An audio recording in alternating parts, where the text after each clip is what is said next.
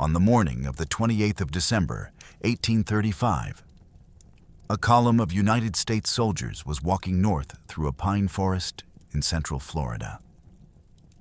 There were somewhere around 110 of them. By 4 o'clock that afternoon, 3 were alive. They had not been ambushed by an overwhelming force. Roughly 180 warriors were lying in the palmetto scrub beside the road, which made the two sides close to even in numbers, and the soldiers had the better of the equipment. They had muskets, bayonets, and a 6-pounder field gun. The fight lasted about 8 hours. When it ended, the men who had destroyed a United States Army column walked away, having lost 3 killed and 5 wounded. Battles are rarely decided by the numbers written down afterward. They are decided by information, by ground, and by small decisions that nobody recognizes as decisions at the time. Somebody chose a road. Somebody chose a morning. Somebody let tired men button their coats closed over their weapons because the air was cold and wet and the powder had to stay dry. None of those felt like a battle plan. All of them were. By the end of this video, you'll understand how a column of trained regulars was effectively destroyed in the first minute of contact, and why the ambush that did it was not the desperate act of a cornered people, but a piece of planning so patient that it had already declined 5 better opportunities. You'll hear the argument historians are still having about the man walking at the front of that column. He spoke 4 languages. One of them was Seminole. He survived the day that killed nearly everyone around him, and then lived another 60 years, insisting he had not betrayed them. You'll find out why the warriors let the column ford a river unharmed when the ford was the obvious place to strike. Why they let it pass a burned bridge. Why they waited 5 days in the cold and then chose a stretch of open ground where you would swear an ambush was impossible. You'll learn what happened to the men who lived, including the one who was taken by the ankles, inspected, and dropped as not worth killing. And you'll understand why the name of this battle has been argued over for the better part of 2 centuries, and what that argument reveals about who was writing the history. This was not a frontier accident. It was the opening move of a war that would run for 7 years, cost more than any other Indian war in American history, and end with no treaty, no surrender, and no clear winner. If you enjoy long-form military history told properly, with the sources named and the uncertainties admitted rather than smoothed over, take a second to subscribe. And we are now also live on Spotify, so if you would rather listen to these while you drive or work, the full catalog is there. Now, let's walk the Fort King Road. Start with the road, because the road explains almost everything else. In the winter of 1835, the United States held Florida with a garrison you could seat inside a modern high school. The best estimates put the number of regular soldiers in the entire territory at somewhere around 550, scattered across a peninsula roughly the size of England, sitting in isolated forts connected by water and by one thin overland trace. That trace was the Fort King Road. It ran about 130 miles from Fort Brooke, on the shore of Tampa Bay, north to Fort King, near what is now Ocala. Calling it a road is generous. It was a path cut through wilderness by men with axes, and along most of its length, it was a corridor of deep, loose sand between walls of vegetation, broken by river crossings and by stretches where a loaded wagon sank to the axle. Everything the American position in the Florida interior depended on moved along that line. Orders, supplies, reinforcements, news. Control the road, and you control the conversation between the 2 most important American posts in the peninsula. By December of 1835, the Seminoles controlled it. That is the first thing to understand. The ambush was not the moment the Americans lost the initiative. They had lost it already. They simply had no way of knowing, because the instrument that would have told them was the road, and the road had gone silent. Fort King had stopped reporting. Messages sent north went unanswered. Major Francis Belton, commanding at Fort Brooke, had been sitting for weeks with a growing certainty that something had gone badly wrong in the interior and no means of confirming it. That is a particular kind of dread, and it is hard to feel now, in a world of instant contact. Silence from a friendly post might mean a courier had drowned. It might mean a courier had been killed. It might mean the fort was already gone. Meanwhile, the officer commanding American forces in Florida, Brigadier General Duncan Clinch, had made a calculation that was sound on a map and unsound on the ground. He believed Fort King was about to be attacked in strength. He wanted it reinforced. He ordered Belton to send whatever could be spared. Belton could spare almost nothing, and what he could spare would have to travel 130 miles through country belonging to people with every reason to stop it. He hesitated for weeks. History has not always been generous about that hesitation, but read his position honestly, and it looks less like timidity and more like the only correct assessment anyone in Florida made that month. Belton understood that a small column on that road was a gift to the other side. He delayed about as long as a subordinate can delay a direct order from a superior, which is to say, not quite long enough. By the third week of December, he had run out of room. He assembled 2 companies from what was available, men drawn from the 2nd Artillery, the 3rd Artillery, and the 4th Infantry. Artillerymen serving as infantry, which tells you how thin the manpower had become. Here, I should stop and deal with the number, because the number is not as fixed as most retellings of this story pretend. You will see the size of Dade's command given as 108, and you will also see it given as 110 and occasionally 111. The variation is not carelessness. It depends on what you are counting.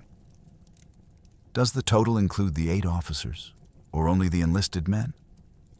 Does it include the civilian guide, who was not a soldier? Does it include the 1 officer who was sent back to Fort Brooke early in the march and therefore never reached the ambush?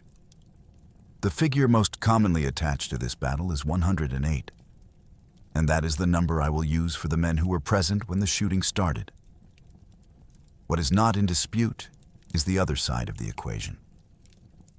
3 soldiers of that command lived to see Fort Brooke again, and there was 1 civilian in the column who is going to matter enormously.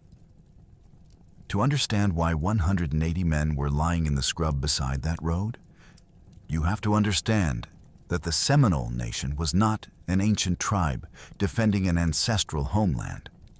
It was something much more recent and much more interesting, and its newness was part of the cause of the war. Through the 1700s, Muskogee-speaking peoples from the Creek towns to the north had been moving south into the Florida peninsula. Kolomi, Fushachi, Okchai, Tawasa. They came in waves, some driven by war, some drawn by land, and they settled among and eventually over the older Florida populations, whose numbers had been shattered generations earlier by European disease and by slaving raids. New towns rose. Chekushadi, the Red House, near modern Brooksville, was one of them. After the Creek War of 1813 and 1814, another wave arrived. Refugees from a civil war among their own people, carrying the memory of Andrew Jackson's campaign south with them into the swamps. What came out of that mixing was not a single ancient tribe, but a coalition that had become its own distinct people. The Spanish, and then the Americans, called them Seminoles. For as long as Florida was Spanish, that arrangement was survivable. Spain was a weak colonial power with a thin garrison and larger problems elsewhere. It could not police its own interior and did not seriously try.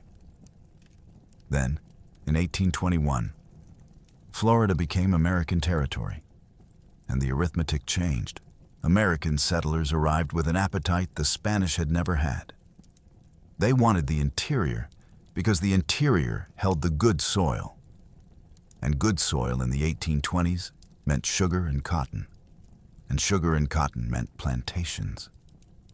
The land the Seminoles farmed was the land the newcomers wanted most. The first attempt to manage that collision was the Treaty of Moultrie Creek in 1823. In summary, it sounds almost reasonable. The Seminoles surrendered their claims to the coasts and moved onto a reservation of roughly 4 million acres in the peninsula's interior. In exchange, the federal government promised annuities, rations, and protection for 20 years. The problem was not in the terms. It was in the dirt. Much of the reservation land would not support the crops the Seminoles depended on. Within a few years, it had become a place where people were going hungry, and the promised rations arrived late, arrived short, or did not arrive. So hunters went out past the boundary line, because the alternative was watching their families starve. Beyond the line were settlers, who shot at them, complained about them, and lobbied continuously for the only outcome that interested them, which was the removal of every Seminole from Florida. That pattern repeats across the whole American frontier, and it is worth naming plainly because it drives everything that follows. A treaty places a people on land that cannot feed them. Hunger drives them off it. Their leaving is then offered as evidence that treaties cannot contain them and used to justify removing them altogether. In 1830, Congress passed the Indian Removal Act, and the government stopped pretending that coexistence was the goal. The instrument used against the Seminoles was the Treaty of Payne's Landing, signed, or supposedly signed, in 1832. The American position was that the Seminoles had agreed to leave Florida entirely and relocate west to Indian Territory in what is now Oklahoma. The Seminole position was that no such agreement had ever legitimately been made. Their objections were specific rather than vague. Some chiefs listed as signatories denied signing at all. Some who did sign held no authority to bind the nation. Some said the terms had been misrepresented by agents who understood exactly what they were doing, and the whole document was conditional in a way the government afterward treated as a formality. A delegation of chiefs was to travel west and inspect the land first. They went. They looked at the dry plains they were being offered and understood at once that everything they knew about farming and hunting and living was calibrated to a wet, hot, densely growing world, and that none of it would carry across. They came back opposed. What happened to that delegation in the West is itself disputed, with Seminole accounts describing pressure that amounted to coercion. What is not disputed is the outcome. The United States chose to treat the treaty as binding and the objections as noise. By 1835, a deadline was approaching, and removal was going to happen, by wagon or by bayonet. And inside the Seminole world, there was a second population for whom removal meant something worse than exile. For more than a century, enslaved Africans escaping the plantations of the Carolinas and Georgia had been running south, because south was the one direction that led to a border the British and later American slave system could not simply reach across. Spanish Florida took them in, for entirely self-interested reasons. Every enslaved person who reached Spanish territory was a loss to a rival and a potential soldier for a colony badly short of soldiers. The Spanish crown offered freedom in exchange for conversion to Catholicism and service under arms. Over generations, those refugees and their descendants built something with no real parallel in North America. They established their own towns near Seminole settlements, worked their own fields, acknowledged their own leaders, and paid a share of their harvest to Seminole chiefs in an arrangement that functioned less like slavery and more like tribute between allies. They were, in practice, free people living in armed and largely self-governing communities. We call them Black Seminoles or Maroons. They supplied agricultural skill, interpreters, intelligence, and fighters. To the American planters moving into Florida, this community was a nightmare in two directions at once. It was an economic insult, because it looked to them like property walking around loose. And it was a security threat, because it demonstrated to every enslaved person on every plantation in the Southeast that there was somewhere to run and something waiting on the other end. So the slave catchers came, and they did not respect the reservation boundary. They rode in and seized people, including people who had been born free and had never been anyone's property, and sold them onto plantations in the deep South where no one would find them again. The Treaty of Payne's Landing then shut the last door. It offered the Black Seminoles no protection from the claims of white enslavers once they had been relocated. Put plainly, go west, and the men who have been hunting you illegally will be able to hunt you legally. Understand what that meant for the calculation. For the Seminoles, removal meant the loss of a homeland, which is a catastrophe. For the Black Seminoles, removal meant chains, not a catastrophe, an ending. That is why the Maroon towns became the most uncompromising element in the whole coalition, and why American commanders would later find them the most determined opponents in the field. They were not fighting over territory or over the wording of an agreement. There was no version of surrender that left them free. They had nothing to negotiate with, because they had nothing anyone was offering to trade. Resistance needs a face, and by 1835, the Seminole resistance had found one in a man the Americans called Osceola. He was young, somewhere around 30. He had been born in Alabama, probably about 1804, to a Creek mother named Polly. His parentage on the other side is genuinely uncertain. American officials commonly identified his father as an English trader named William Powell, and often called him Powell for that reason, which he detested. Modern historians have argued that Powell may have been his stepfather and that Osceola considered himself Creek by descent. He came south as a boy in the aftermath of the Creek War. Here is the detail most retellings get wrong. Osceola was not a chief. He held no hereditary authority, commanded no town by right of birth, and could not order the Seminole nation to do anything. What he had instead was harder to acquire and harder to take away. He was a gifted speaker in a political culture where speech was power. He was uncompromising at a moment when compromise had visibly failed. And he was young in a nation whose older leadership had been ground down by 12 years of broken agreements. Influence of that kind is not granted. It accumulates. His hatred of the American administration in Florida also became, by 1835, extremely personal. The United States agent to the Seminoles was General Wiley Thompson, working out of Fort King, whose job was to make removal happen. His relationship with Osceola began cordially. Thompson reportedly liked him, and at one point made him a gift of a rifle, which is the sort of detail that makes the rest of the story worse rather than better. Then, according to accounts recorded in the period and repeated ever since, Osceola's wife, Chechotere, a name usually translated as morning dew, was seized by slave hunters during a visit to Fort King and carried away. She had African ancestry, and under the logic of the system surrounding them, that was considered sufficient. She was taken and sold. I should flag that this episode rests on 19th century accounts rather than documents, and some historians treat it with caution. What is not in doubt is the outcome. Osceola went to the American agent, and the American agent did not get her back. Whether Thompson could have is a question that has gone back and forth for 150 years. What matters is the conclusion Osceola drew, which was that the man responsible for protecting the Seminoles under the treaties was either unable or unwilling to stop his wife being stolen in daylight. From that point, the quarrel between them stopped being political.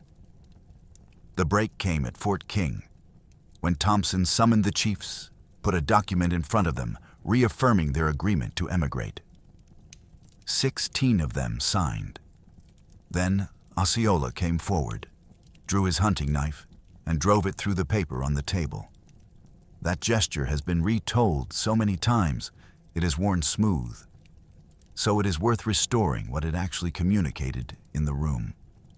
He did not tear the document up, which would have been simple rage. He pinned it. He left a blade standing upright in the treaty and told the officials that this was the only signature they were going to get. Thompson had him seized, put in irons, and held. Osceola secured his release the only way available to him, which was to perform submission convincingly enough to be believed. He agreed to bring his people in. He said what needed saying. Then he went home and began planning a war. The councils that followed through the autumn of 1835 brought together the men whose names run through the rest of this story. Micanopy, the principal chief, heavyset and cautious, no natural warrior, but the holder of legitimate authority. Jumper, his advisor, sharp and widely respected. Alligator, whose Seminole name was Halpater Tustanuggy, a field commander with a reputation for competence and for dry humor. And Abraham, the Black Seminole leader and advisor to Micanopy, who governed the maroon town of Pilaclicaha and carried the concerns of every free black community in the peninsula. Their strategic problem was brutally simple. The United States could raise more men than they could ever kill. They could not win a long war of attrition, and they knew it. Which left one option. Strike first. Strike at the two things the American position in Florida actually rested on, and strike at both at once.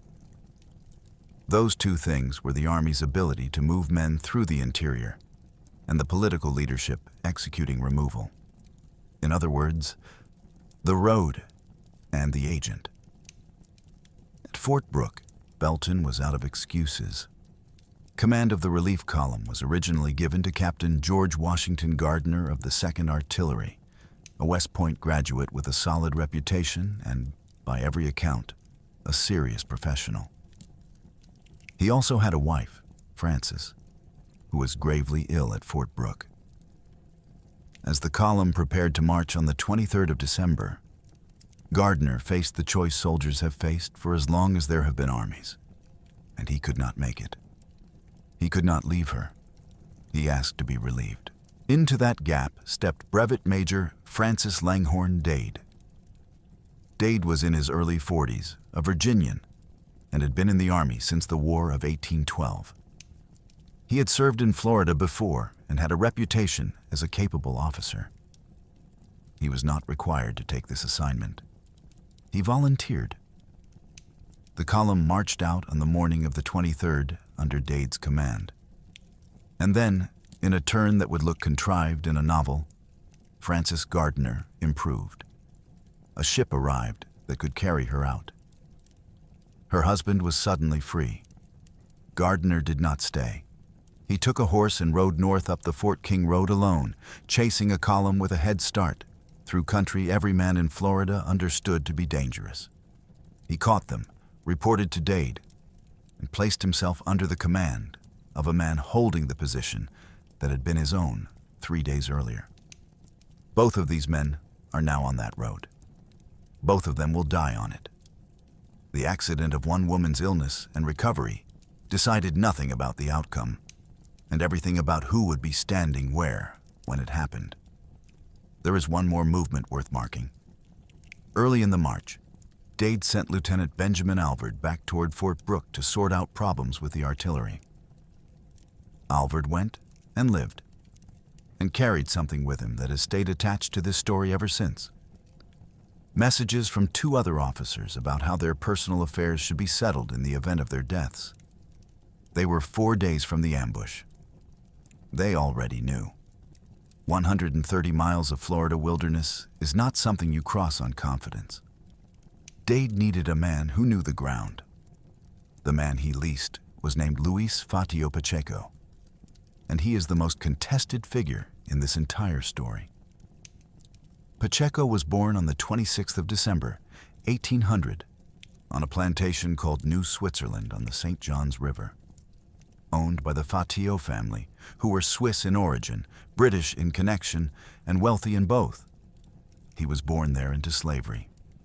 He was also, by any measure, exceptional. He learned to read and write, taught by a granddaughter of the plantation's owner, which in that time and place was both unusual and legally hazardous for everyone involved. He spoke English, Spanish, and French, and he spoke Seminole, learned through an older brother who had lived among the Seminoles, whether taken by them or gone to them being one of those details the record does not resolve. Consider what that combination made him. He was very likely the most linguistically capable person on the Fort King Road that week. He could talk to everybody. He had spent his life moving between worlds that otherwise did not touch.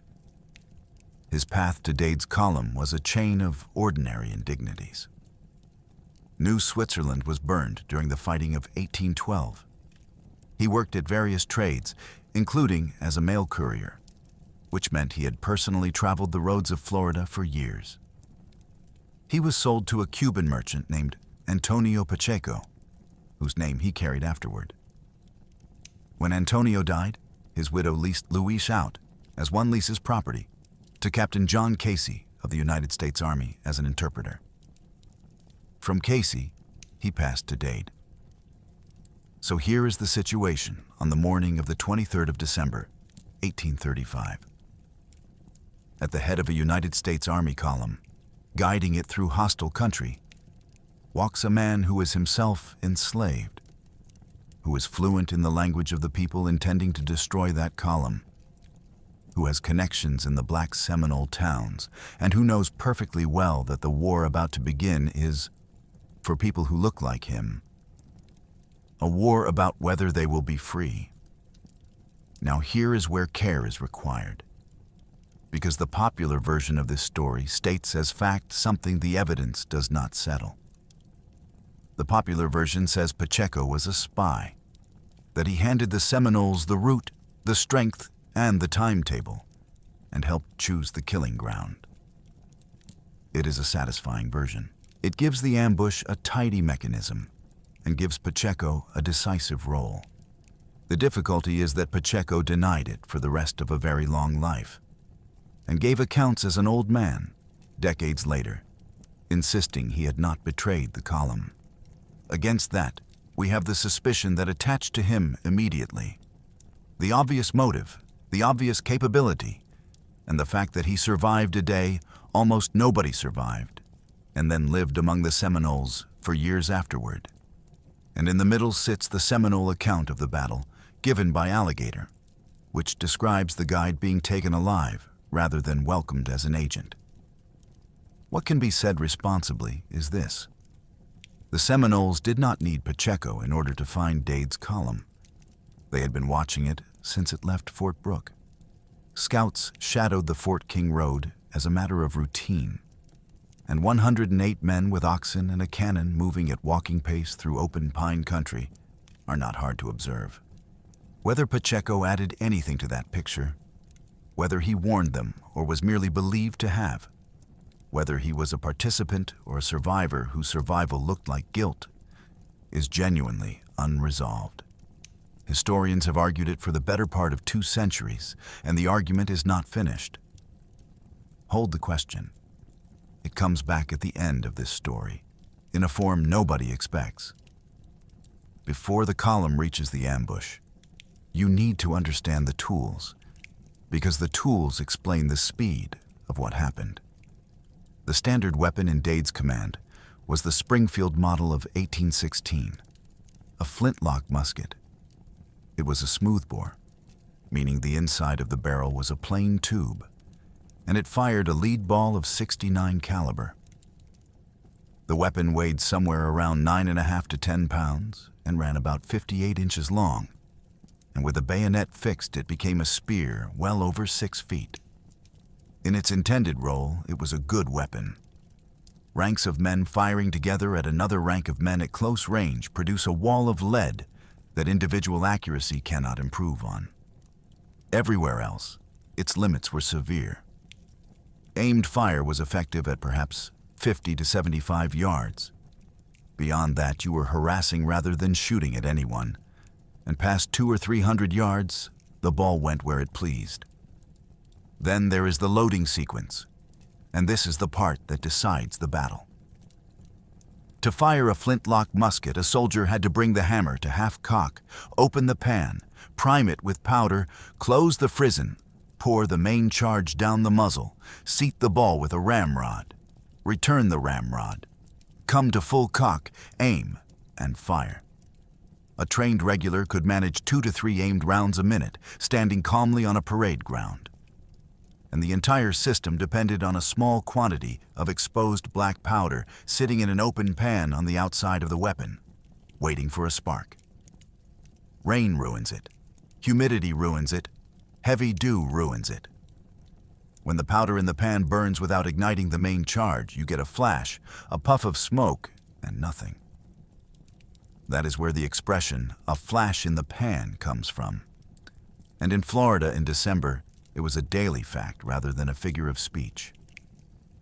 Keeping powder dry in that climate was not housekeeping. It was survival. Remember that. Belton also gave Dade a 6-pounder, an iron smoothbore field gun. On paper, this was the great equalizer. Loaded with canister, a tin container packed with musket balls that burst apart as it left the muzzle. The gun became an enormous shotgun capable of cutting down anyone advancing in the open. Against a massed charge, it was decisive. The problem was moving it. The gun, its carriage, and its ammunition had to be dragged through sand and stumps and swamp. And the team assigned to the job was 4 oxen. Oxen are strong and slow, and their pace set the pace of everything else. Dade's speed through the most dangerous stretch of road in Florida was determined not by his soldiers' legs, but by how quickly 4 animals could pull an iron gun through loose sand. He had brought insurance, and the insurance was also an anchor. Across the road, the equipment picture was almost exactly inverted, and it favored the ambushers in every category that would end up mattering. Seminole and Black Seminole fighters carried a mixture of weapons acquired through decades of trade. English trade muskets, and importantly, American long rifles of the type usually called Kentucky or Pennsylvania rifles. The difference between a rifle and a musket in 1835 comes down to grooves. A rifled barrel has spiral cuts machined into the interior that grip the ball and spin it. A spinning projectile is stable in flight. A stable projectile goes where you point it. In practice, that meant a Seminole marksman could hit a man at 150 to 200 yards or better, in a fight where American return fire became guesswork past 75. Rifles carried a real cost. They loaded slowly because the ball had to be forced down the barrel in a greased patch tight enough to grip the grooves. 1 to 2 rounds a minute was realistic. In a stand-up battle of lines, that penalty is crippling. But if you are not fighting a stand-up battle, if you are shooting from cover at men who cannot see you and cannot reach you, then slow loading costs you nothing at all. You are not racing anybody. You reload lying down behind a pine trunk while the enemy fires blindly into smoke. That was the doctrine, and it deserves to be stated properly, because it is often described dismissively, as though it were simply what people do when they lack the discipline for real war. It was the opposite. It was a coherent and demanding system. Seminole fighters fought in loose, flexible lines rather than ranks. They fought prone or crouched, using terrain rather than standing on top of it. They shot from concealment, moved after shooting, and did not hold ground for its own sake. They opened engagements with maximum violence at minimum range and broke contact the moment the exchange stopped favoring them. Each of those elements cancels one of a European-style army's advantages. Loose formation cancels the value of massed volleys because there is no mass to hit. Concealment cancels the value of superior numbers because you cannot bring numbers to bear on men you cannot find. Mobility cancels the value of artillery because the gun is always aimed at where they used to be. Everything the United States Army was good at required an opponent willing to stand in the open. The Seminoles had no intention of standing anywhere. The column left Fort Brooke on the morning of Wednesday, the 23rd of December, 1835, and began suffering immediately.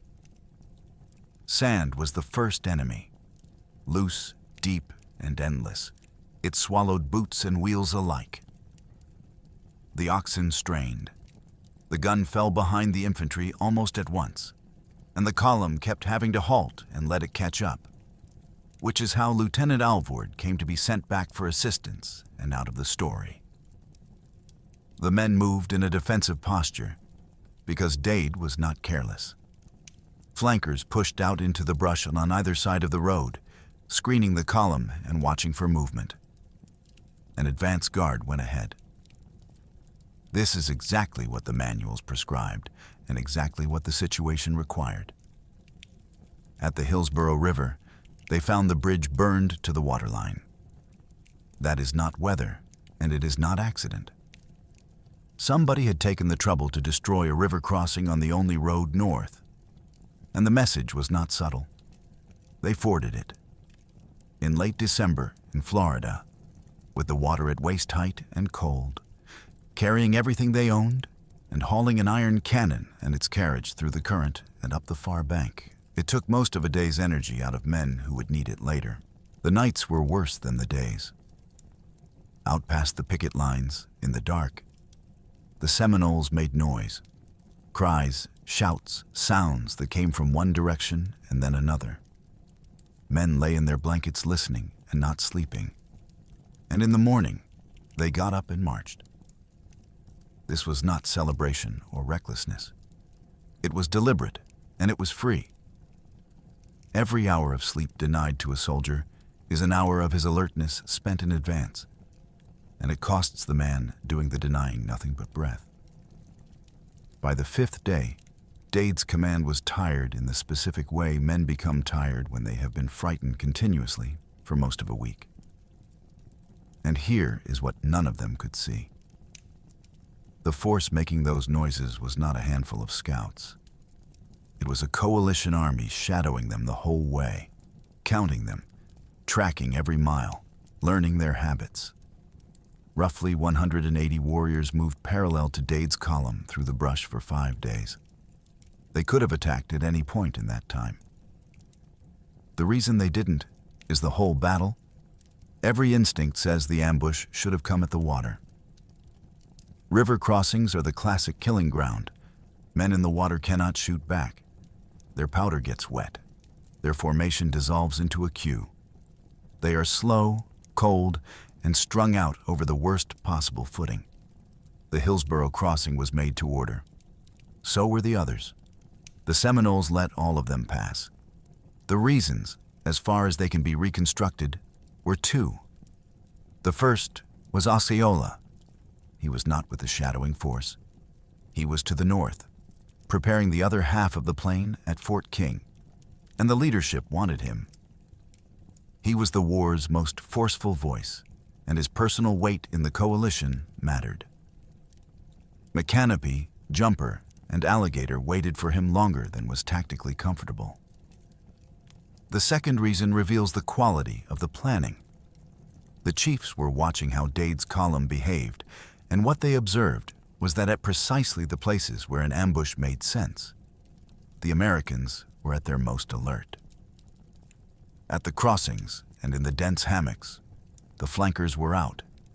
The advance guard was pushed forward, and the men were expecting it. Attacking there would have meant hitting a prepared enemy at his moment of maximum readiness and paying for it in dead warriors that a nation fielding fewer than 2,000 fighters could not afford to lose. So they waited. 5 days, in the cold, keeping pace with an armed column, holding roughly 180 men to a plan without striking. Anyone who has commanded anything will recognize how hard that is. Restraint under those conditions is not passivity. It is the most difficult thing leadership ever asks for. By the 27th, near the Great Wahoo Swamp, the calculation changed. Osceola had not come and could not be waited for any longer, because the column was approaching the end of its journey. Much further north, and Dade would reach Fort King, and the opportunity would be gone for good. So the chiefs made their decision that night and chose their ground. And the ground they chose should stop you. They did not pick a swamp. They did not pick a river. They did not pick a dense hammock where you would expect men to hide. They picked open pine barren. Let's stand on the road and look through Francis Dade's eyes, because he is about to make the decision history has hung around his neck for nearly 2 centuries, and it deserves to be understood before it is judged. Dawn on Monday, the 28th of December, came gray and cold, with a fine drizzle in the air and the temperatures somewhere in the 50s. For men who had spent 5 nights sleeping badly in wet wool, that was miserable. Dade let his soldiers button their heavy blue winter greatcoats closed over their equipment, over their cartridge boxes, over their muskets. Look at that decision on its own terms. Powder that gets wet does not fire. The single thing that could render his entire command defenseless was damp powder, and the coats kept the cartridge boxes dry. He was, very specifically, protecting his men's ability to fight. The cost was buried in the geometry of the clothing. A soldier with his greatcoat buttoned over his gear has added several seconds between his hand and his ammunition. In camp, that is nothing. In an ambush, several seconds is the entire event. Now the ground. Through the morning, the column climbed out of the low hammocks onto higher, drier land. And the country opened. Tall pines, widely spaced, with clear sight lines running away between the trunks. The undergrowth was low. Saw palmetto, waist high, spread across the sand in a continuous mat. Set against what they had been marching through for 5 days, it felt like stepping out of a tunnel. You could see. And to an officer trained in the European tradition, visibility means safety, because ambushes in that tradition require cover, and cover was what this ground appeared to lack. Dade drew the obvious conclusion. If there is nowhere to hide, there is nothing hiding. He pulled his flankers in, closed the column up, and put his men back on the trail in tight marching order to make up lost time. He also, by every account, believed they were nearly clear. They were roughly 65 miles from Fort Brooke, past the worst of the crossings, and closing on Fort King. Riding at the head of the column, he turned in the saddle to say something to his cold and tired men. Private Ransom Clark, one of the few who lived to repeat it, remembered the substance clearly. Dade told them the danger was behind them now, told them to keep their spirits up, and promised them 3 days' holiday when they reached Fort King. That is not the speech of a fool. That is a commander who has read the terrain, reached the conclusion any officer of his generation would have reached, and is doing the ordinary work of holding tired men together. His error was not stupidity. It was a category error. He assessed the ground for whether it could conceal an army standing up. He never asked whether it could conceal an army lying down, because it could. The saw palmetto that looked like low scrub to a man on horseback was a continuous waist-high screen to a man flat on his stomach. Behind each pine trunk, a warrior. In the palmetto between the trunks, more. Roughly 180 of them had been in position since first light on the western side of the road, lying still in the drizzle in a line running parallel to the trail. On the eastern side lay a pond. That pond is the last piece of the design. With the warriors along the west and water along the east, the column would be pinned in a corridor with no lateral escape in either direction. Not surrounded, boxed. The trap was not the trees. The trap was the shape of the ground. The advance guard walked into the middle of the ambush and did not know it. That is the measure of how well the position had been laid. The leading element of the column passed along the entire length of the concealed line without a single man detecting anything, which means the discipline held perfectly among roughly 180 people lying in wet scrub with an enemy walking past at close range. The Seminole plan had one trigger. The attack would begin when McCanopy fired, and not before. That choice was as much political as tactical. McCanopy was the principal chief, the holder of the nation's legitimate authority, and he was not by temperament a warrior. Having him fire the opening shot bound the whole nation to the act, and made it impossible for anyone afterward to dismiss this as the work of a militant faction. It also meant the ambush would be sprung when the senior man present judged the moment right, rather than when the most eager man lost his nerve. The column came on, somewhere around 8 o'clock in the morning, just south of what is now Bushnell, Florida. The head of it drew level with the position, and McCanopy, from behind a large pine, stood and fired at the man on the horse. The ball struck Francis Dade in the chest. The historian, Frank Laumer, who spent decades on this battle and walked the ground repeatedly, described him folding sideways out of the saddle without a sound, dead before he landed. The first shot of the battle killed the commander of the column. Whether that reflects marksmanship or simply the natural consequence of aiming at the only mounted man in a line of men on foot, the effect was identical, and it was the effect the plan had been built around. Take the head off first. Then the rest of the line fired. Roughly 180 rifles and muskets discharging within a second or two of each other at a range of a few dozen yards, into a column of men standing upright in the open. Picture what the ambushers were looking at. Sky blue army greatcoats against dark green palmetto and gray drizzle. There was no better target available anywhere in North America that morning. Every one of those warriors had a specific man in view at a range where a rifle does not miss. The result was not a firefight. It was arithmetic. That single volley killed or disabled something close to half the entire command. Roughly 50 men down in the time it takes to read this sentence.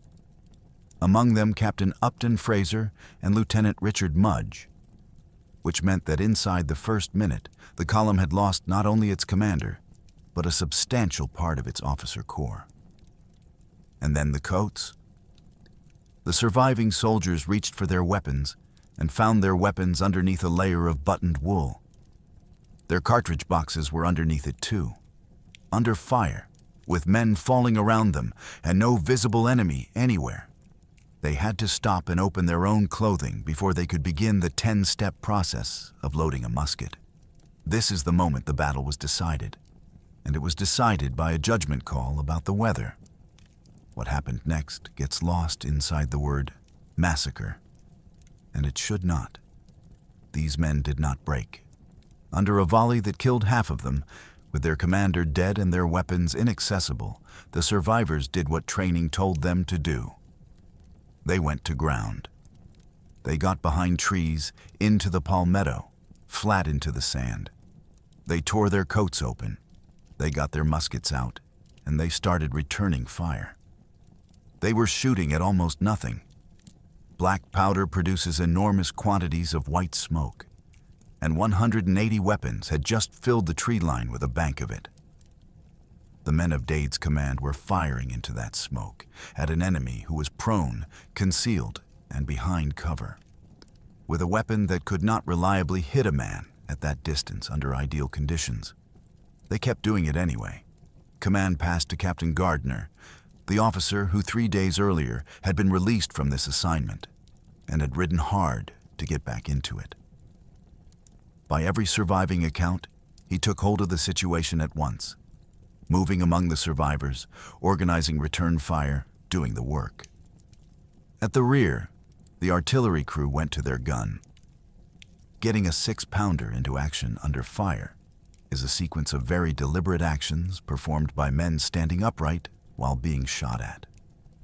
The gun has to be unlimbered, separated from the vehicle towing it, and swung to face the enemy. It has to be loaded, which means a man walking to the muzzle with a round in his hands. It has to be aimed. Between shots, the barrel must be swabbed with a wet sponge to kill any smoldering residue, or the next charge cooks off in the loader's hands. Every one of those steps requires a man to be standing in the open beside a large, obvious, extremely loud object. They did it anyway. They unlimbered the 6-pounder, loaded canister, and fired into the palmetto. The blast would have been enormous, a sound most of those warriors had never met at close range. And in terms of casualties, it accomplished almost nothing, for a reason that is almost cruelly simple. The Seminoles were lying down. The canister went over their heads.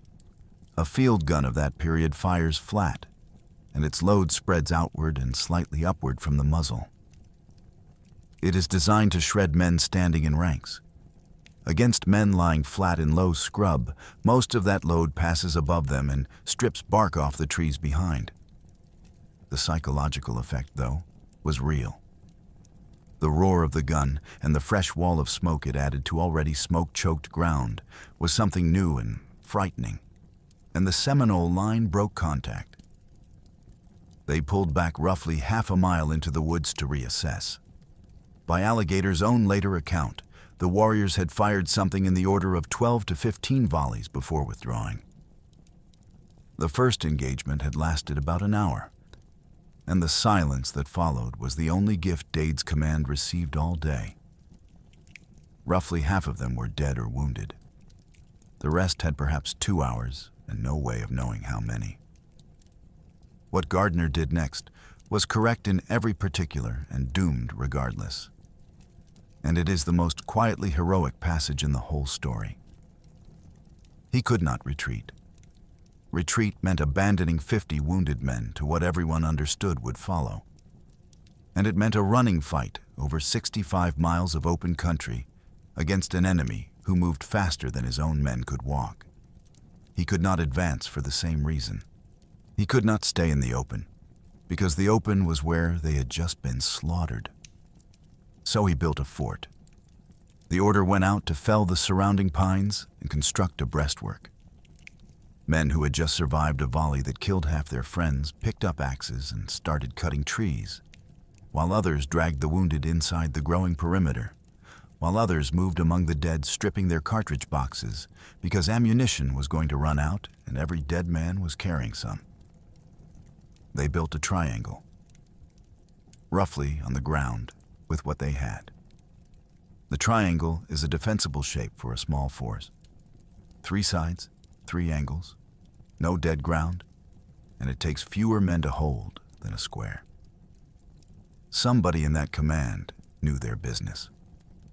But they were exhausted and frightened and working against a clock, and the walls they raised were 3 logs high.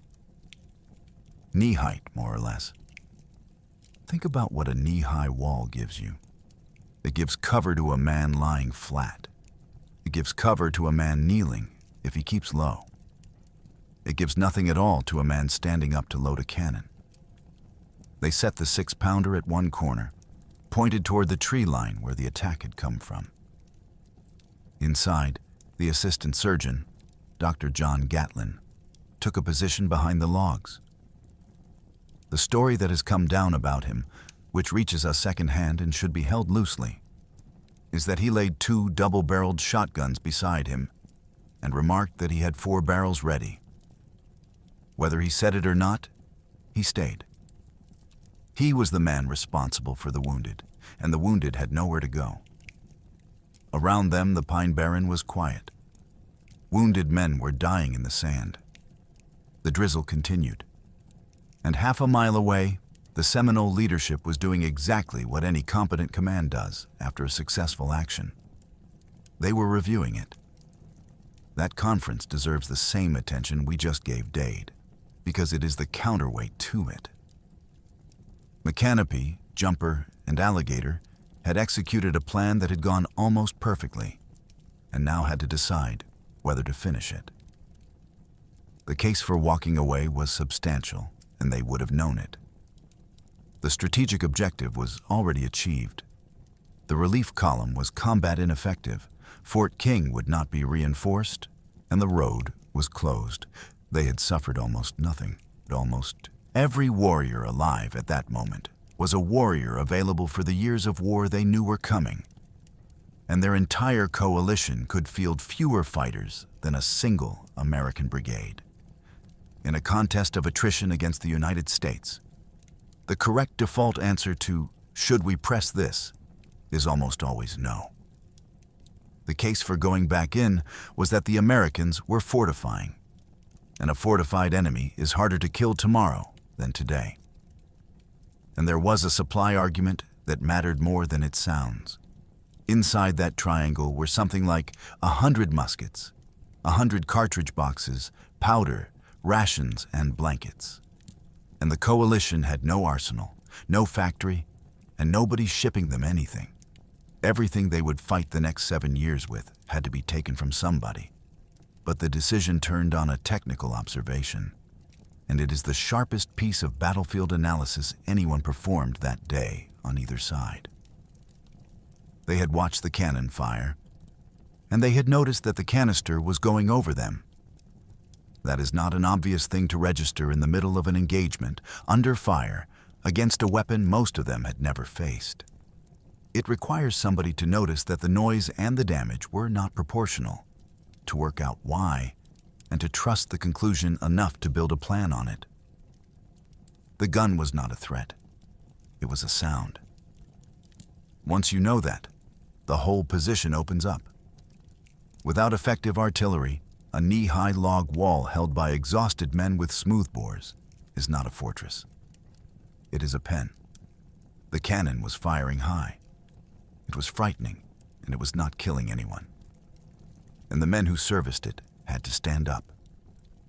You do not have to destroy a gun. You only have to kill everyone who touches it. Around 10 in the morning, the Seminole and Black Seminole force came back. They did not charge.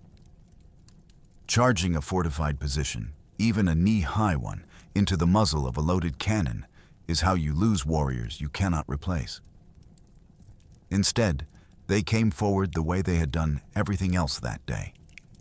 Methodically, cover to cover, tree to tree, working around the flanks of the triangle until they had it surrounded on every side.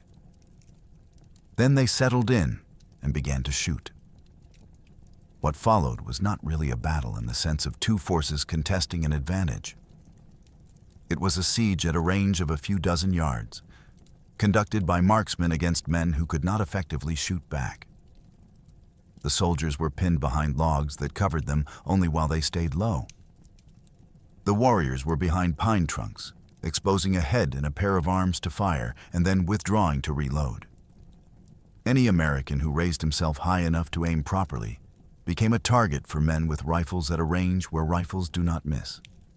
And the fire came from every direction at once, which meant the low wall sheltered you from one side while exposing your back to another. There is no posture that works inside a fully enveloped position.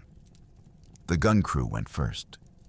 Every time a man stood to swab or load, he was shot. Then the next man went to the gun, and he was shot. The 6-pounder managed only a handful of rounds before falling permanently silent, its crew dead around it. The most powerful weapon on the field was neutralized not by being destroyed, but by being made untouchable. Then the officers. Gardner, who had been holding the defense together by force of personality, went down badly wounded. The remaining lieutenants followed. And then, slowly, over hours, everyone else.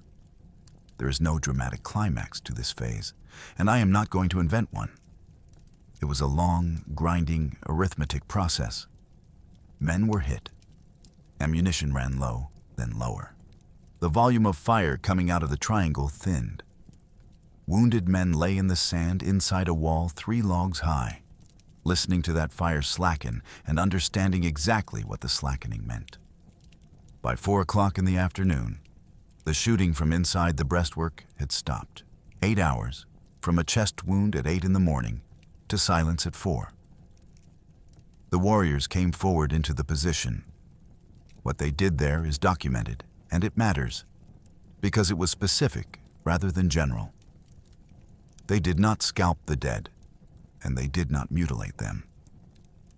That was a decision taken beforehand, in accordance with how this engagement had been planned.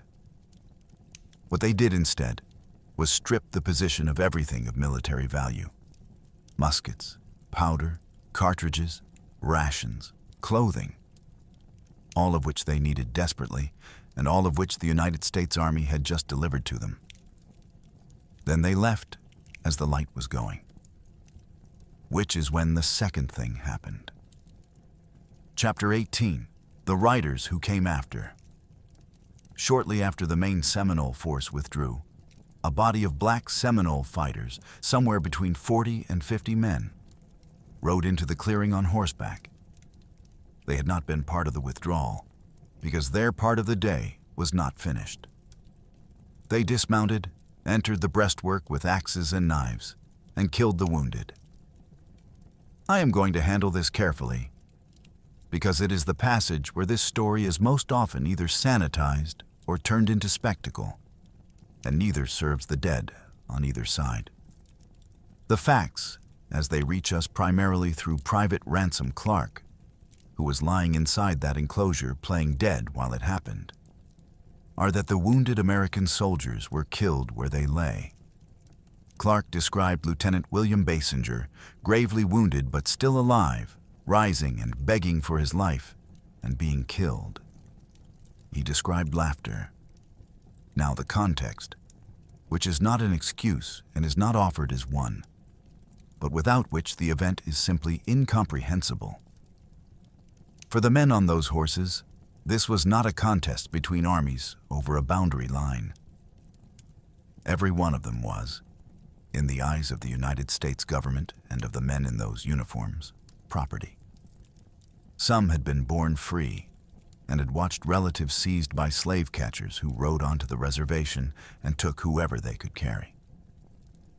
All of them knew that the treaty being enforced by that column gave them no protection whatsoever against re-enslavement. The soldiers in that breastwork were, to them, the armed instrument of a system whose declared objective was to put them and their children in chains for life. There was no version of this war in which the Black Seminoles could lose and remain free people. Defeat meant slavery. That is the whole of it, none of which makes what happened inside the triangle anything other than the killing of helpless men. Both things are true at the same time, and any account that drops either one is lying to you. What I would ask you to hold on to is this. Almost every element of the Dade fight has a mirror somewhere else in this same war. Slave catchers killed and seized people on the reservation. American forces would later burn Seminole towns and destroy their food stores. And the war would be prosecuted against families as much as against fighters. This was a conflict fought by both sides at the edge of what either could survive, and neither side's conduct in it can be understood in isolation from the others. The riders left, the sun went down, and in a clearing in the Pine Barren, among 100 bodies, several men were still alive. Chapter 19, Ransom Clark, Private Ransom Clark of Company B, 2nd Artillery, had been shot 5 times. Take the inventory seriously, because it explains everything that follows. He had gunshot wounds to his right leg, his right arm, and his right shoulder. He had been shot through the lung, and a ball had grazed his head, opening his scalp and covering his face and upper body in so much blood that he looked as though he had been shot through the brain. When the Black Seminole fighters came through the breastwork checking bodies, one of them took Clark by the heels. Clark did not move. Given the volume of blood and the head wound, the man let his legs drop and left him for dead. That is the entire margin. A grazing wound to the skull, medically trivial and visually horrifying, is the reason we possess the most detailed eyewitness account of this battle. Around 9 o'clock that night, in full darkness, Clark and another survivor, Private Edward DeCourcy, crawled out of the enclosure and started south, 65 miles to Fort Brooke, on foot, in December. Clark with a perforated lung and 3 limbs shot through. They got through the night and into the following day before an armed Seminole on horseback found them on the road. They could not fight, and they could not outrun a horse. So they made the only decision available, which was to separate and run in different directions and force the rider to choose. One of them would probably live. The rider chose DeCourcy and killed him. Clark kept going. He walked and crawled through country he did not know. And by his own account, wolves came at night, drawn by the blood he was leaving on the ground behind him, and followed him. He reached Fort Brooke at the very end of December, collapsing within about a mile of the gates, where by his account he was found and helped in by a Native American woman. I should flag one thing here, in the interest of not passing on a detail more confidently than it deserves. Sources give slightly different dates for his arrival, and some historians have observed that covering that distance in that condition in that time is difficult to credit. The core of the account is not in dispute. The precise timetable is. There is something worth sitting with, regardless. The first news of the disaster reached the United States Army because an indigenous woman helped a bleeding American soldier cover the last mile. Clark's account, given in the days and years afterward, became the spine of everything we know about the American side of this battle. Nearly every detail in this story that happened inside the breastwork comes from him. 2 others made it out. Private Joseph Sprague, shot in the arm, got clear of the enclosure and found his own way back to Tampa Bay. Private John Thomas survived by playing dead and did the same. 3 soldiers came back, and the guide, Luis Pacheco, did not come back at all. He went into the Seminole Nation and stayed there. While all of this was happening, the other half of the plan was being carried out at Fort King. Osceola had never been near the ambush. He had gone around it to the north, with a party of perhaps 60 warriors, and taken up a position in the woods outside the fort, waiting for one specific man to become available. On the afternoon of the 28th of December, General Wiley Thompson finished his dinner and went for a walk outside the palisade with Lieutenant Constantine Smith. It was something he did regularly, which is precisely why Osceola knew to wait for it. They came out of the trees and shot them both. Thompson was hit 14 times. Osceola then scalped him, completing a promise he had made after his wife was taken and after he had been put in irons inside that same fort. The war party then attacked a nearby sutler's store, killed the men inside, burned the building, and was gone into the swamps before the garrison could organize any pursuit. Now put the 2 events side by side, because separately they are shocking, and together they are something else. On a single day, roughly 65 miles apart, the Seminole Coalition destroyed the United States Army's only mobile force in the Florida interior and assassinated the senior federal official responsible for executing removal. 2 operations, 2 objectives, 1 date, coordinated across 65 miles of wilderness by a decentralized coalition with no written orders, no signal system, and no staff. Whatever assumptions officials in Washington held about the people they were removing, that day should have destroyed them. This was command and control of a high order. It required agreement on objectives, allocation of forces between two distant targets, synchronization of timing, and enough mutual trust between leaders operating independently that neither would improvise and wreck the other's operation. Osceola was not present at Dade's battle. McCanopy was not at Fort King. Neither could confirm the other had succeeded. They executed anyway, on a plan agreed in council weeks earlier. That is not a raid. That is a campaign. For nearly 2 months, nobody went to look. That fact says more about the state of American power in Florida in early 1836 than any statistic could. More than 100 men lay dead 65 miles from a garrison, and the United States Army could not safely send anyone to collect them. News of the disaster went out across the country in the newspapers and dominated the headlines. Public reaction was outrage, and the political reaction was total mobilization. General Winfield Scott was ordered to Florida to take overall command. Volunteer militia were raised across the southern states. In February of 1836, Major General Edmund Gaines came up from New Orleans with a mixed column of regulars and Louisiana volunteers, retracing Dade's route north. Second Lieutenant James Duncan left a description of the approach that has never been improved on. The first sign that they were close was clothing and shoes lying scattered on the ground. Then a skeleton, then another, and then the site itself, with everything in it. The remains were where they had fallen, inside the triangular breastwork, along the road, in the palmetto. The site was black with vultures that rose in a cloud as the troops came up. The bodies had lain in the open through 2 months of a Florida winter, and they had not been buried because there had been nobody left alive to bury them and nobody able to reach them. One detail from that discovery is worth pausing on, because of what it says about how the battle ended. The dead were still in their positions. The men inside the breastwork were inside the breastwork. They had not been dragged out or scattered or heaped together. What Gaines's soldiers were looking at was a map of the last stand, preserved exactly as it was left. The 6-pounder was still there too, where its crew had died around it.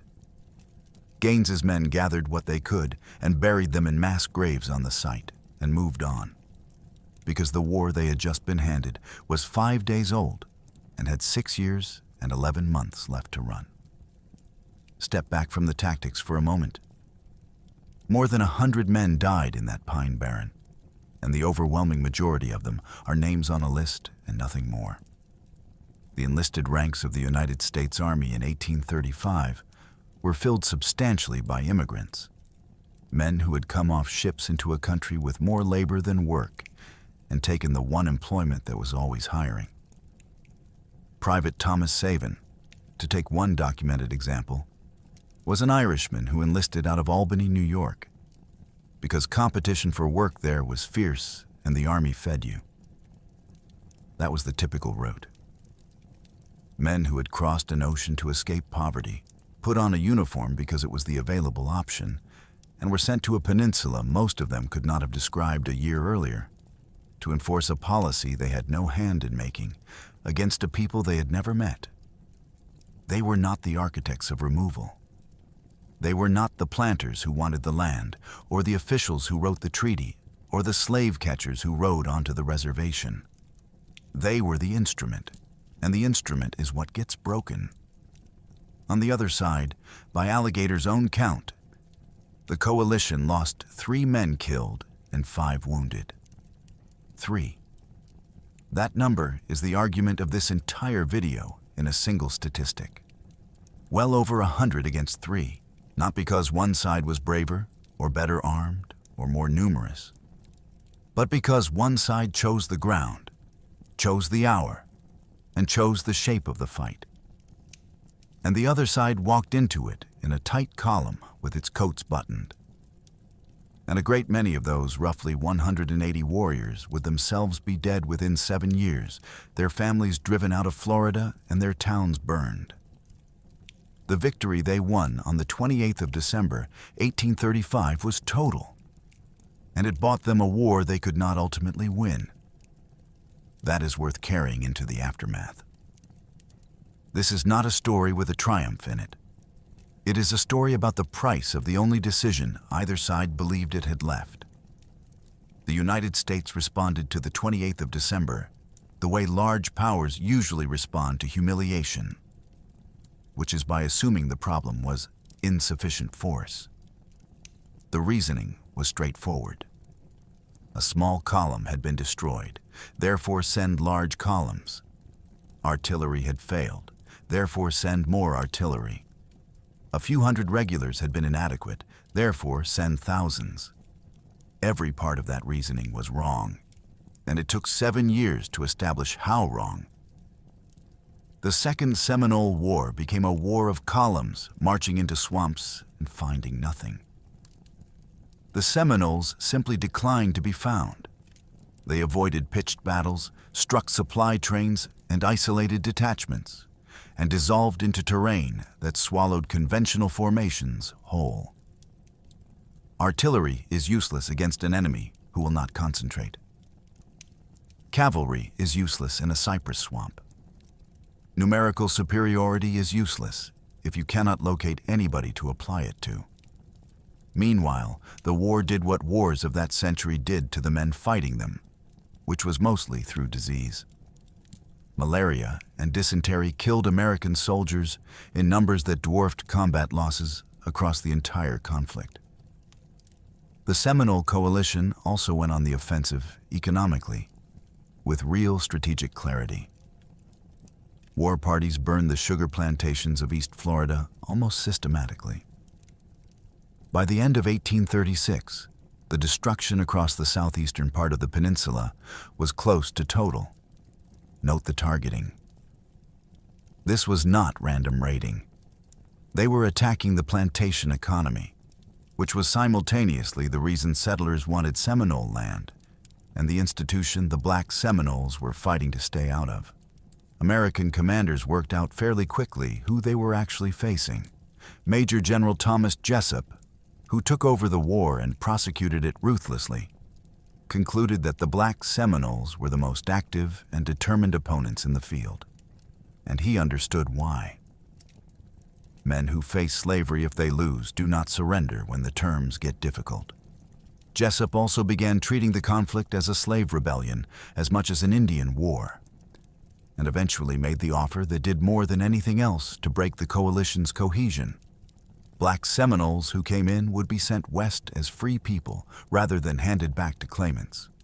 It was the single most effective decision the United States made in 7 years, and it worked precisely because it addressed the one thing those fighters actually cared about.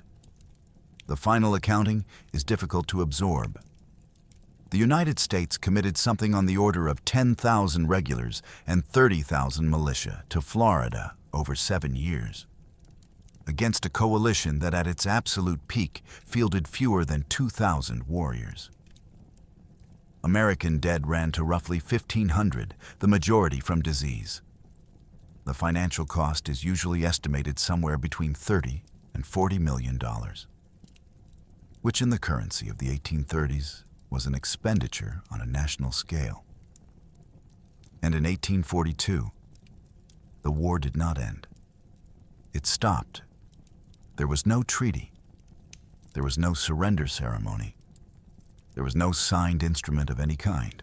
The United States simply declared hostilities concluded and withdrew the bulk of its forces, having captured, coerced, or exhausted roughly 4,000 Seminoles and Black Seminoles into removal west. Several hundred did not go. They went into the Everglades, into country the United States Army had no appetite for entering, and they stayed. Their descendants are the Seminole tribe of Florida, and the reason you will sometimes hear them described as the unconquered people is that in the strict legal sense, they never submitted to anybody. There is no document, In August of 1842, as a symbolic closing of the whole affair, the remains of Dade's men were exhumed from their graves in the Pine Barren and carried to St. Augustine, where they were reinterred with full military honors in the National Cemetery, beneath 3 coquina stone pyramids that stand there still. 7 years, 40,000 men, tens of millions of dollars.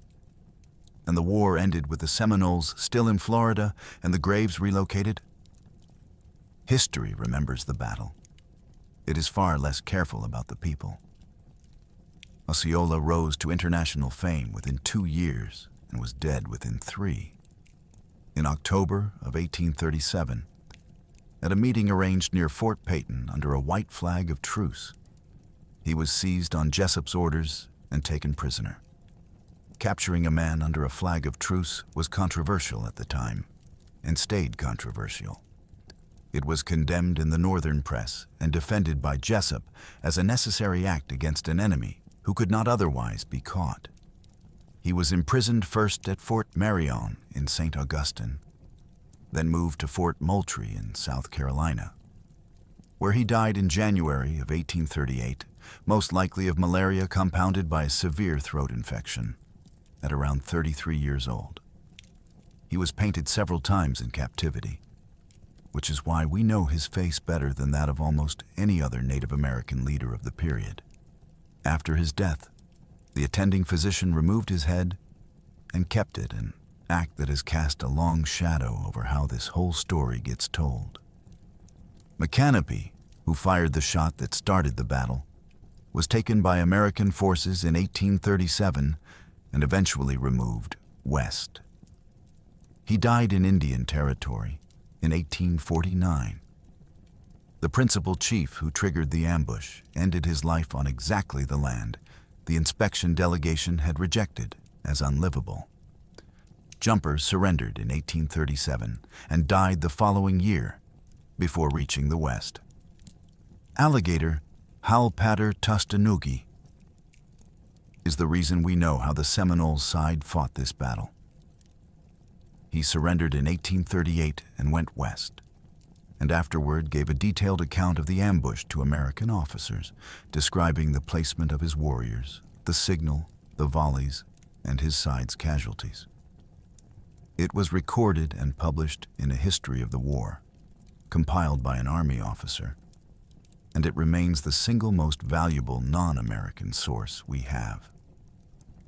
Almost everything in this video about intent, positioning, and why the earlier opportunities were declined traces back to him. That is worth appreciating properly. The reason this story can be told from both directions is that one of the men who executed it lived, was asked, and answered. Abraham, the Black Seminole leader and advisor to McCanopy, ended up a negotiator rather than a casualty. He worked as an interpreter and intermediary in the talks that eventually wound the war down, and went west, where he lived on for decades.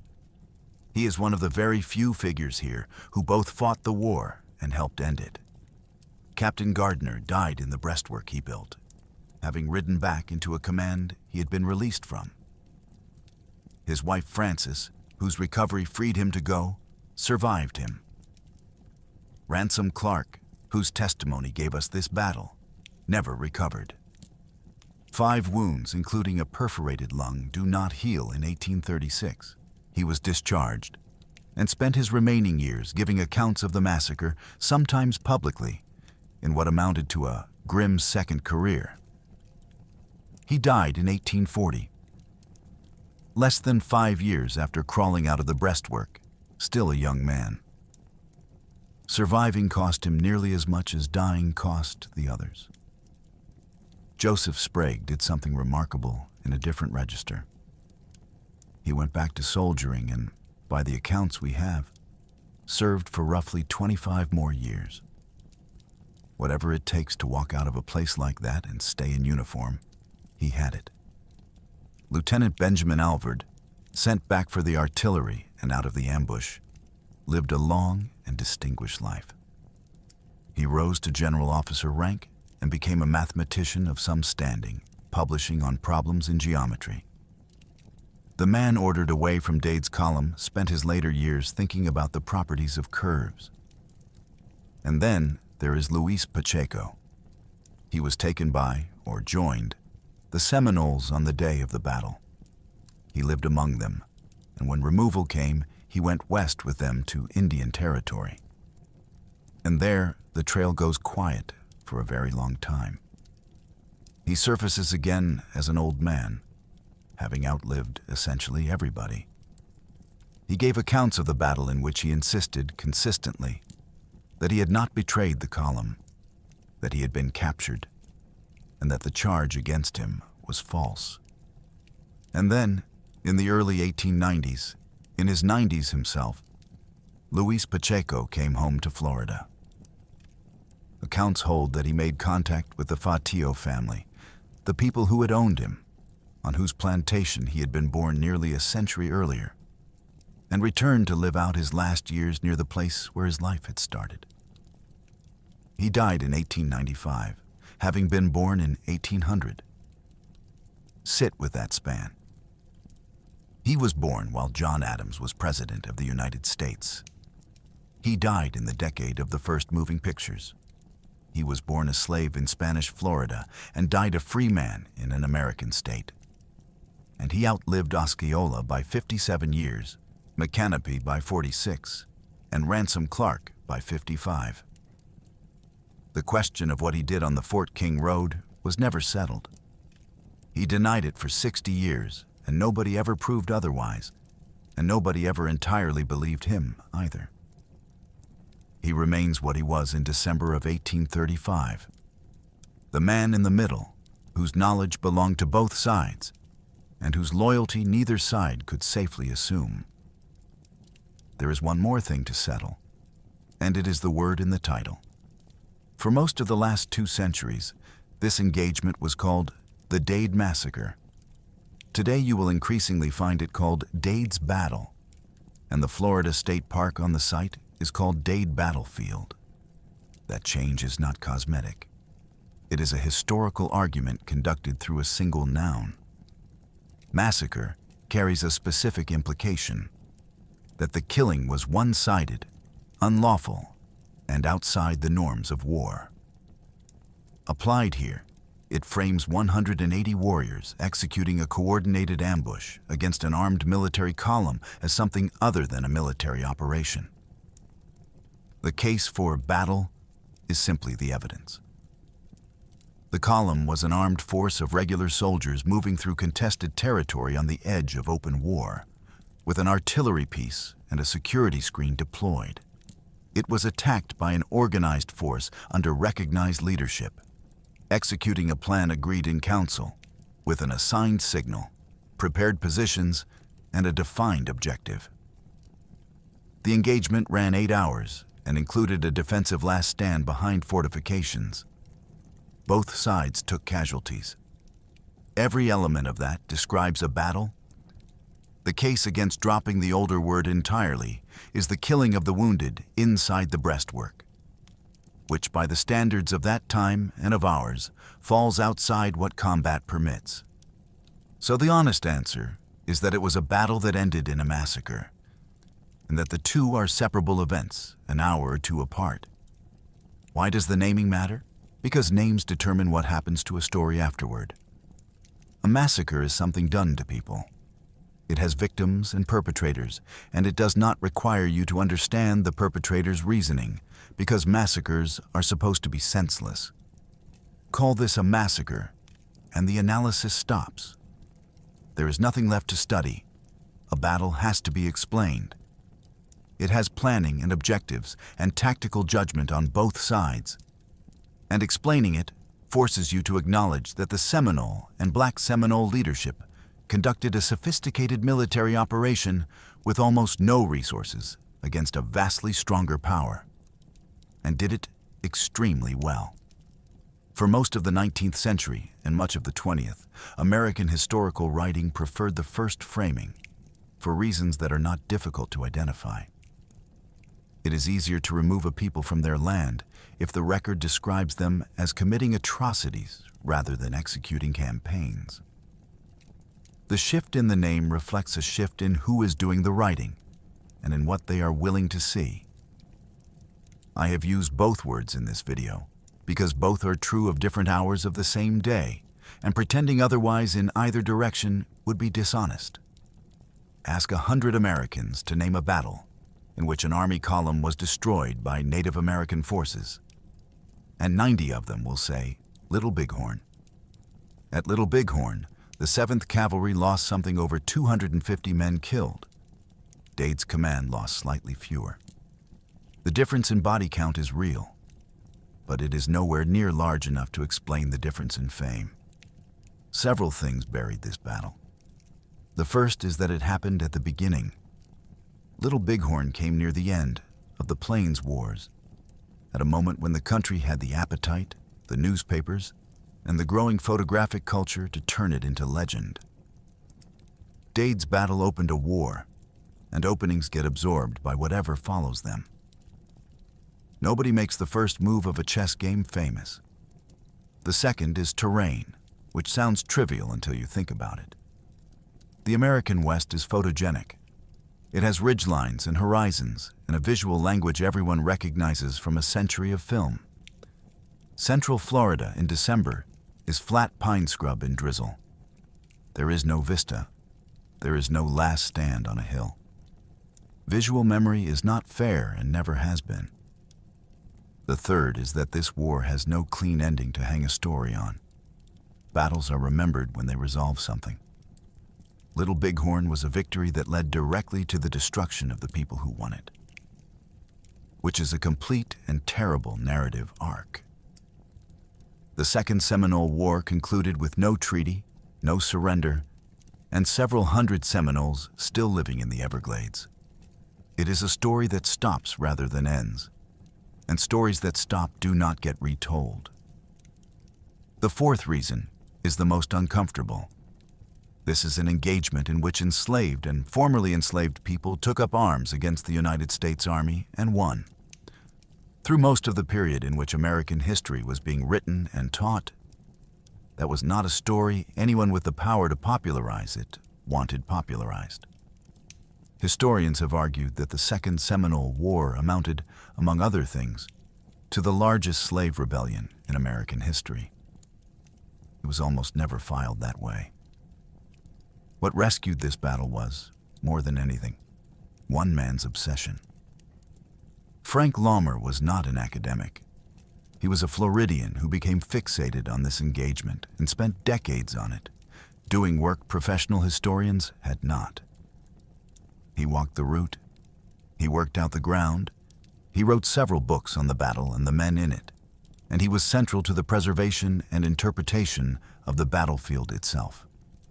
That is often how obscure battles come back, not through a university department, but through one person who cannot let go of it. The site today is Dade Battlefield Historic State Park at Bushnell, Florida. It is a modest place.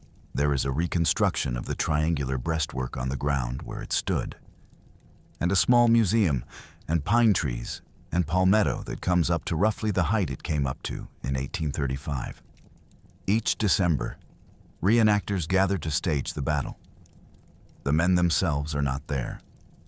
They are in St. Augustine, under the Coquina Pyramids, 130 miles from where they died, moved by the same government that sent them. Strip away the year and the weapons, and this engagement is a set of lessons that keep reappearing in military history, with the names changed. Information is the first weapon, and it is usually decided before anyone shoots. The Seminoles had watched Dade's column for 5 days and knew its strength, its formation, its pace, and its habits. Dade had lost contact with Fort King weeks before and did not know whether the fort was still standing. 2 forces met on that road, and only one of them could see. Terrain assessment is a question, and most people ask the wrong one. Dade looked at open pine barren and asked whether it could hide an army. The right question was whether it could hide an army lying down. That distinction sounds like hindsight, but it is the specific discipline separating competent reconnaissance from confident guessing. Not, does this look dangerous, but what exactly would danger look like here, and would I actually see it? Security costs most precisely when it feels least necessary. Flankers slow you down, tire the men, and produce nothing visible in return. Every hour they are out and nothing happens strengthens the case for pulling them in. Dade pulled his in at the one point on a 130-mile road where they would have mattered. And he did it because the ground looked safe. Protective measures are nearly always abandoned during the calm, which is the only time abandoning them ever gets punished. Small administrative decisions become tactical decisions without warning. Buttoning greatcoats over cartridge boxes was a correct answer to a real problem, and nobody in that column would have called it a combat decision. It cost the survivors of the first volley the seconds in which the battle was decided. The lesson is not, don't button your coat. It is that the boundary between administration and combat does not exist. And any measure that increases the distance between a soldier's hand and his ammunition is a tactical choice, whether it is filed as one or not. The best weapon on the field is worthless if the men serving it can be killed. The 6-pounder was never destroyed. It was made unusable by shooting everyone who touched it. Capability that depends on exposed operators is capability an enemy can delete without ever engaging the system itself. That principle has not aged at all. Patience is a weapon, and it is the hardest one to wield. The most impressive thing the Seminole leadership did was not the ambush. It was declining 5 days of opportunities because the enemy was alert at each of them, while holding roughly 180 armed men to that decision. Attacking is easy. Not attacking when you are ready, when the enemy is right in front of you, when your people want it. Lendik is the rarest quality in command. Choose the ground your opponent has already dismissed. They did not pick the swamp or the river because Dade would be watching those. They picked the place that looked safest precisely because it looked safest. The best ambush position is not the most defensible terrain. It is the terrain the other side has stopped examining. And winning a battle is not the same as winning anything. The 28th of December, 1835, was a flawless military operation and among the most one-sided tactical defeats ever inflicted on the United States Army. It also guaranteed the mobilization that followed, and it ended 7 years later. With roughly 4,000 Seminoles and Black Seminoles removed west, tactical perfection cannot solve a strategic problem in which your enemy can absorb the loss and you cannot. We began with a road because in the end, everything came down to the road. 130 miles of sand and water connecting 2 forts that could not speak to each other. A column moving at the speed of 4 oxen. Roughly 180 men lying in the palmetto, waiting for a chief who was not coming, watching for the hour when the flankers would come in. The battle lasted 8 hours and was decided in about 60 seconds. And those 60 seconds were themselves decided in the days beforehand. By 100 small choices, nobody flagged as important. A commander's reading of open ground. A judgment about coats and damp powder. Weeks of silence from a fort that could not be reached. A guide whose loyalties nobody had really examined. None of it was inevitable. All of it was ordinary. That is the part worth carrying out of this. There is no moment in this story where a great error is committed by a fool. Francis Dade was a competent officer doing the reasonable thing. Belton was right to hesitate and right to eventually comply. Gardner rode back into it out of duty and organized a defense that was correct in every particular and could not have worked. Every one of them made defensible decisions, and they died anyway. because on the other side of that road were people who had thought about the problem longer and harder and had far more riding on solving it. Which is the second thing. For the Seminoles, this was a war for a homeland. For the Black Seminoles, it was a war against being made property again, which is not a political disagreement, but a fight over whether you exist as a person at all. When one side is fighting over terms and the other is fighting over its existence, the side fighting for its existence will outthink you, outweight you, and accept risks you would never authorize. The men in those blue coats never understood that, because nobody had ever explained it to them. Most were poor, many were immigrants, and they had been sent to enforce a policy written by people who would never walk a foot of that road. They died in a pine barren in the rain, 65 miles from anywhere. 3 warriors died opposite them. 7 years later, most of the people who won that day were gone from Florida, and the ones who remained had gone so deep into the Everglades that the United States gave up rather than follow them. Nobody signed anything. The war just stopped.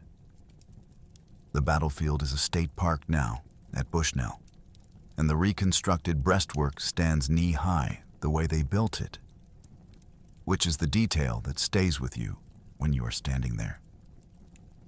You look at that wall, and you understand at once that it was never going to be enough, and that they built it anyway, with axes, while their friends were dying around them, because it was the only thing left to do.